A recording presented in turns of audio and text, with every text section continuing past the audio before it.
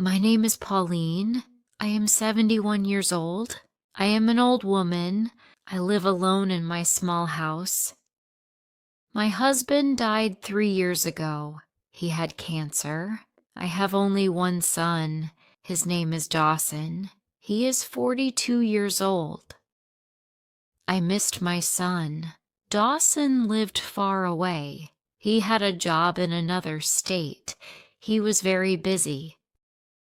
I looked at the phone on the table. It had not rung in days. He called sometimes, but not often. Still, I waited every day. I remember how he always cried for me when he was little. Now he was grown, married, had a busy life, and I was alone. Suddenly the phone rang. My heart jumped. I looked at the screen.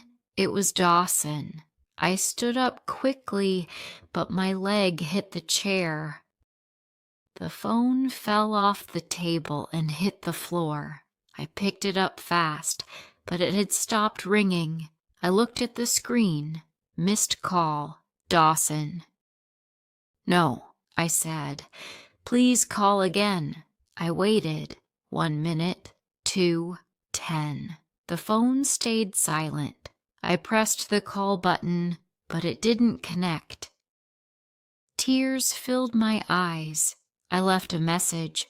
"Dawson, I saw your call. Please call me back. I want to hear your voice." I waited all evening, but the phone didn't ring again. That night, I did not sleep. I kept looking at the phone. What did my son want to tell me?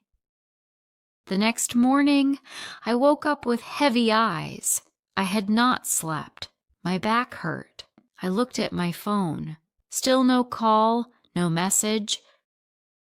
I ate nothing. Suddenly the phone rang. I ran to it, but it was not Dawson. It was someone else. A voice said, "Is this Mrs. Pauline Bennett?" I said, "Yes." "Who is this?" The man paused. Then he spoke slowly. "I'm calling from St. Mary's Hospital. Ma'am, I'm so sorry to tell you.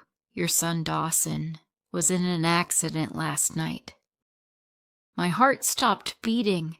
My lips moved, but no sound came out. The man said again, "He didn't make it. We tried everything. We're truly sorry." I could not breathe. I dropped the phone.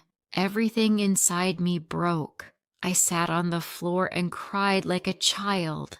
"No, no, please, not my Dawson." I remembered the missed call. He had tried to reach me. He had something to say, something I would never hear. I opened the phone again. His name was still on the screen. Missed call, Dawson, 9:52 p.m., just minutes before he died. I opened his last voicemail. It said, "Hi, Mother. I want to tell you something important." Then it stopped. Message ended. His voice cut off. Lost forever. I put the phone on my heart and closed my eyes. I had no one to call me mother now. I was left alone. I wish I had answered just that one call. 1 week had passed, but for me, time had stopped. One afternoon, I went to the attic. I didn't know why. Maybe I just wanted to feel closer to my son. The attic was filled with dust and old boxes. There, I found a small envelope. It said, "For Mother, do not open until I'm gone." My breath stopped. I stared at the envelope. I opened it slowly. Inside was a letter. A letter Dawson wrote years ago, maybe when he moved to Texas. "Dear Mom, if you're reading this, maybe I'm not with you anymore, but don't be sad. Please don't cry too much. I know I didn't say it enough, but I love you. I always did. You were my hero. You gave up your dreams for me. You were always tired, but you still worked late nights. You cleaned floors, washed dishes, cooked food at other people's house so you could pay my school fees. You never bought new clothes so I could have school books. I saw everything, even when I didn't say it. I'm sorry for the times I forgot to call. I was busy, but never too busy to think of you. Every birthday, I remembered how you stayed up to bake that small cake. I wanted to be strong, but I was always your little boy inside.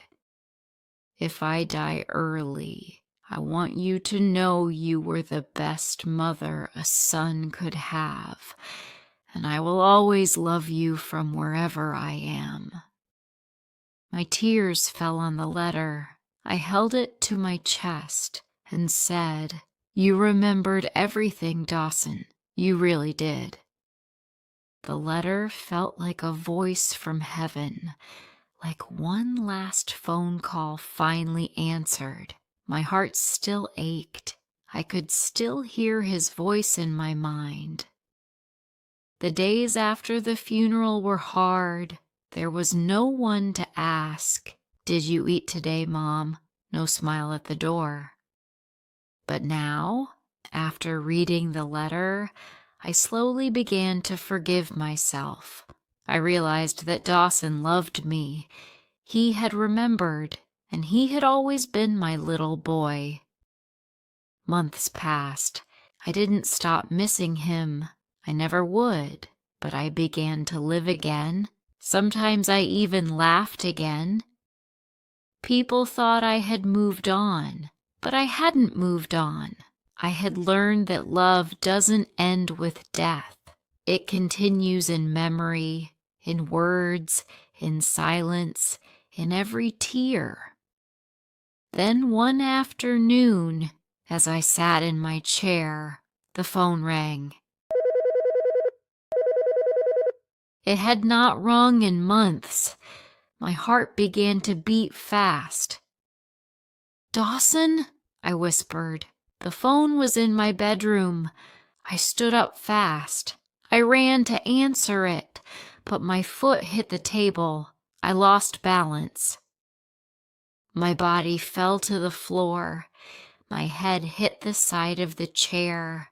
The phone kept ringing, but I couldn't reach it. I lay on the floor, breathing slowly, eyes half open. I saw my son's photo on the wall. In my mind, I heard his voice, "Mother," and I smiled. My hand stopped moving. The phone stopped ringing. A missed call, an unknown number. I never got up again. Later that evening, a neighbor knocked on the door. No answer. The window was still open, but I wasn't there anymore. They said it was a natural death, but people who knew me said I missed my son too much. My heart had no reason to wait anymore. And maybe, just maybe, that call was never just a sound. Maybe it was him calling me one last time, and this time I answered. Pauline didn't die because she was old. She died because of love, a heart that couldn't carry the pain of silence anymore. Somewhere, wherever souls go, a mother and son were together again. No more missed calls, just a long hug that would never end. If you liked this story, please like, comment, share, and subscribe.